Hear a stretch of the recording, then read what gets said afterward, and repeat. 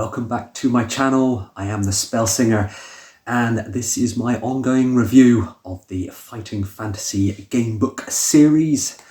And this review is going to give you a quick look at this title with its book number. Then I'll read the blurb, chat about the plot and the locations for this adventure.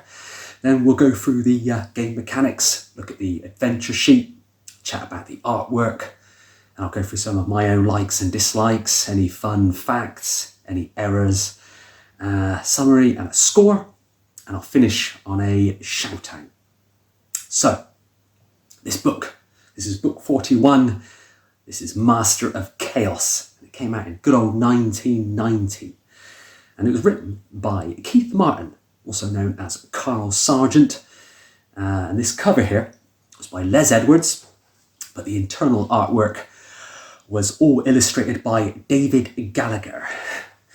So yeah, that is this adventure. This is a good one, actually. This is one of Keith Martin's better books, in my opinion. But anyway, let's read the blurb on my copy. So, it says here, "The staff of rulership must be regained. You have no choice but to take on this mission. The Master of Chaos, warped by centuries of evil, holds a staff of power. From his lair in the ruined city of Kabesh, he plans to unite the forces of evil and chaos and plunge Titan into a dark age. You must find him, win back the staff, whatever it takes." So that's the game for this adventure. And the plot and the locations for Master of Chaos. Well, like it mentions in that blurb, you're asked by the wizard Amberon to travel from somewhere in Titan. It's not really that clear, but you've got to travel to Cool, so the continent of Cool, where you've got to locate this Master of Chaos, and his name is Shanzakul. Shanzakul, yeah. And then you've got to retrieve the Staff of Power that he intends to use to, unleash all that chaos and mayhem upon the continent of Cool. And you begin your quest arriving at the port city of Ashkos. And you have to scour the city for all the goods and services that you might need before setting off across a desert via the smaller town of Rahasta. And then on to the ruins of Kabesh to find the hidden entrance to that chaos pit where Shanzakul is hiding out. So it's a simple plot, but the extra added elements are what makes it a bit different from other fighting fantasy books in this series. Now, in terms of location, like I say, it's not actually stated where you begin this adventure romp, or where the wizard Amberon is based either. All we can say is that we know that the adventure begins from far across the sea, from Ashkos. So here you can see the three continents of Titan, made up of Cool, Alancia, and the Old World. Now, if we zoom in to Cool, you can see Ashkos and the ruins of Kabesh. And we can go in even closer to this super duper illustration by Leo Hartas. This is the city port of Ashkos. And for once, it's actually quite useful, because when you're wandering around this city a bit later on in the book, this map kind of gives you an idea of where you can go, where everything is located. And it gives you a kind of sense of geography that is really useful when you're deciding on where to go next. Right, so let's chat about the game mechanics, and then we'll take a look at that adventure sheet afterwards. The book features a notoriety score, so the new attribute is notoriety, and that kind of represents how much attention is being paid to you as you're wandering around the city. The start starts off at 0, so it begins at 0, and if it reaches 8, you're forced to leave the town of Ashkos. But this score can adversely affect further events later on in this adventure, so it doesn't just end the minute you sort of leave the city. It can have implications a bit further down the line. You are also able to choose 3 special skills from this following list. You've got acute hearing, you have animal wisdom, blind sight, climbing, move silently, and tracking. So it kind of harks back to the one where you're in the city of thieves again, midnight rogue, and you have to choose all those special skills. They kind of almost pay homage to those ones. Now, a limitation is also placed on the number of portions and provisions that you can carry, this being a maximum of 12 this time. Now, without a backpack, you can only carry a maximum of 4 meals, and you've got to eat provisions when instructed in the text. So losing 2 stamina points should you have no provisions. So again, this is a common trait for Keith Martin in his books. And of course, due to starting without any armour or a sword even, you begin with your skill score 2 points below your initial, till you get your hands on a sword. And of course, you can only inflict 1 point of damage as well without a sword. So it pays to keep an eye out for any weapons as soon as possible. Now, these disadvantages, at the beginning, it kind of makes sense given that you start on this slave ship that's come into the port. And it creates a sense of urgency once you reach Ashkios, as without any of these, you're unlikely to last very long in the city. So you've got to very quickly get as many items and equipment as possible. And the lack of food naturally makes your ability to restore lost stamina impossible. So again, it's important that you acquire some as fast as possible. And of course, they've got the markets in this city, so that's the obvious place to go to. I think for me, the city, it really comes alive, with all these different places that you can visit. And again, that Leo Hartis map really helps to kind of navigate and know where you want to go next. Regarding the maximum of 12 provisions at any one time, if you can get your hands on a camel a bit later in the book, you can double this to 24. Now, Keith Martin is always adept at adding, different aspects of realism to his books. And Master of Chaos is no exception, thanks to some of these features. I really like that about Keith Martin's books.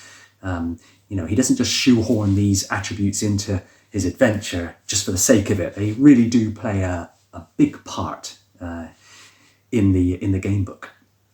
That notoriety stat is a reflection of how much attention from the authorities in Ashkios you're drawing to yourself. So obviously, if you kill someone, you're going to raise notoriety. You're going to become more notorious. Or if you even cause trouble, it's going to rise. And this stat works well, adding to the sense of urgency, whilst also making you sort of take extra care in the way you behave around the city. But you do feel under pressure to get what you need as fast as possible, or certainly before you get booted out of the city by the authorities. And with those special skills as well, there's no optimum combination, although certain skills will save your life in some situations throughout the adventure. And these can be avoided, of course, by taking other actions, but there's no one skill that you must have. They're all used equally. And this adventure would be no worse off without them, these special skills, but they do provide a nice touch of variety. Another mechanic is the maths-based cheat proofing to kind of make cheating impossible. Always welcome, I think, and there are only a couple of examples, which means the balance between gaming and number crunching works a lot better. Now, the adventure sheet for Master of Chaos is here. Looks pretty standard, skill, stamina and luck as usual, and you've got your possessions that you can carry through this game, any treasures you find on your journey, and of course your provisions, which are going to change a lot throughout the quest. And of course you've got your notoriety there, so again, starts at 0. When it hits 8, you get booted out of the city regardless of whether you're ready. And then at the bottom, those skills that you may have chosen, those 3 skills, and any notes that you feel will be important. And there are lots of cool little clues in this adventure as well. It's another common trait of Keith Martin. Now, the artwork for Masters of Chaos, it's David Gallagher. His internal art here is very varied, quite threatening in the way it comes across in its appearance. And the art really does highlight some of the dangers that you're going to face in this adventure. And then, of course, you've got Les Edwards. His cover, it's taken some flack over the years, but it does show a key moment near the end of this book. So, you could give it some credit. I think some credit should be given, for this, because so many of those fighting fantasy covers, they kind of show incidental moments of little importance. But this one is, I don't mind it. I think it's quite good. But yeah, I think it did get a bit of flack over the years.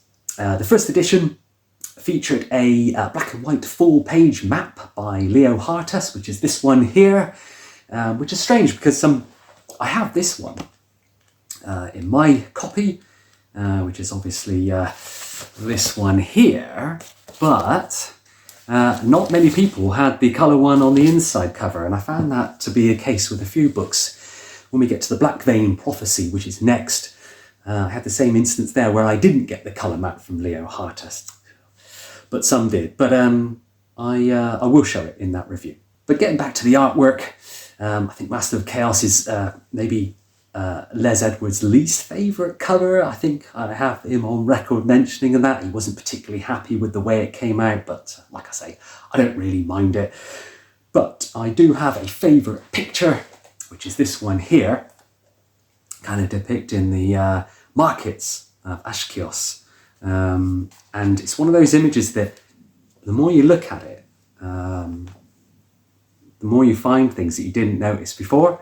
It's got so much detail in there, and it kind of harks back to some of those old fighting fantasy illustrations where, you've got that kind of rich atmosphere all condensed into one image. But I'll read it to you. So this is what it says. Merchants are buying and selling all kinds of wares in the markets, everything from food and fabrics to basilisk skins, cloaks, kegs of Gersh, the unspeakable orcish brew, and magical pots and pans that clean themselves after use. The merchants themselves are very varied: humans, dwarves, one or two elves here and there, a furtive gnome, man orcs, and even a lizard man peddling of patent medicines and necklaces of shark's teeth for charms. So yeah, it just kind of describes the market scene really well, and this image really does justice, to that descriptive work that Keith Martin is so good at doing. Okay, my likes and my dislikes for Master of Chaos. I love how the game begins with you as that galley slave with no equipment, and that really encourages the exploration, that need to gather all the gear from the port city of Ashkos. And the first half is quite open world, allowing for sort of lots of multiple paths, to gather all that information, to gather all those clues and items. And the second half is kind of like a desert trek to the ruins of Kabesh.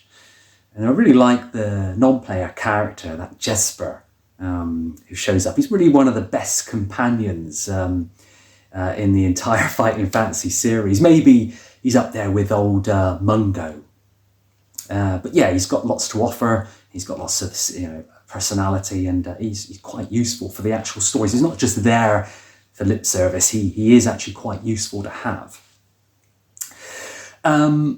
I also love how you choose those special abilities at the beginning. They're really useful and they get used a lot throughout the game, because sometimes you find these books, they mention these attributes and then they barely mention them. But that's not the case here. And of course, David Gallagher's artwork really suits this book, so I love all that as well.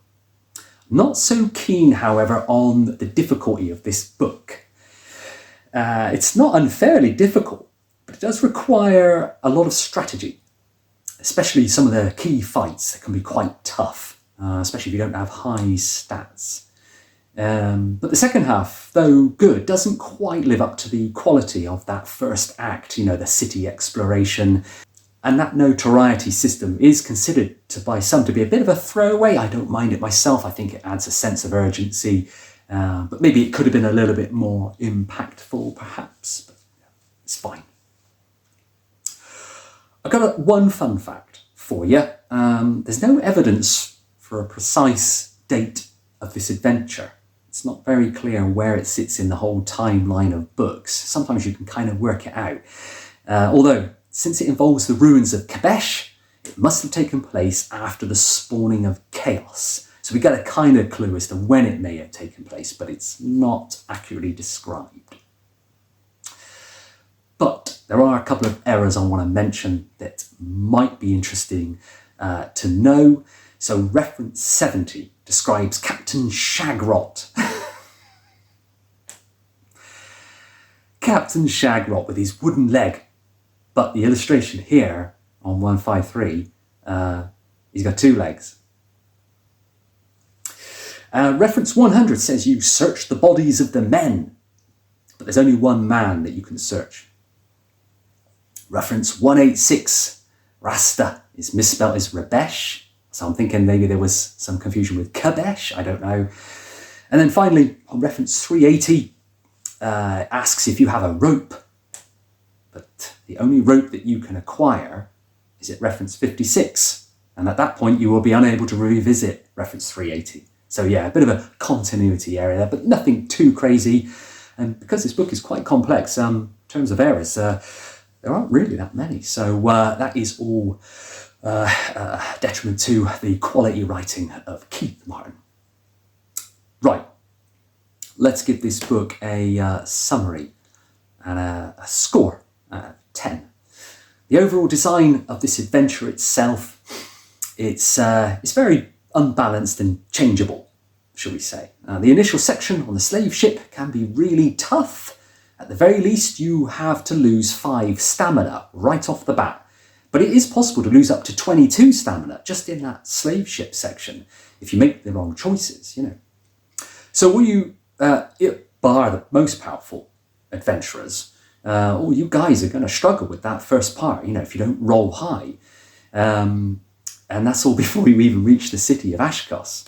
However, once you do reach this city, the interest level and the fairness changes quite dramatically. Ashkos is a very eventful, very varied city with much to explore, lots to do. This is the best bit of the book by far for me. You're free to roam around the city in really any order. You can revisit some of the places you've been to as well, so it's got a great mechanism for that. And there's very little in terms of continuity errors, because of course sometimes you find that when you revisit places, you're kind of fighting people you've already fought, or talking to people you've already spoken to who haven't got the faintest clue who you are, but he gets around this really well. So yeah, hat off to Keith Martin and once more. The non-linear approach of this part of the book kind of allows the whole cause and effect mechanism to come into play as well. There's lots of side missions should you choose them, so lots of variety throughout that first act. You can, of course, acquire lots of useful equipment, lots of swords, shields, all the money and the food that you need, and you're gonna need it. And also that talking mongoose, Jesper, that I mentioned earlier, and also a camel, which is very useful.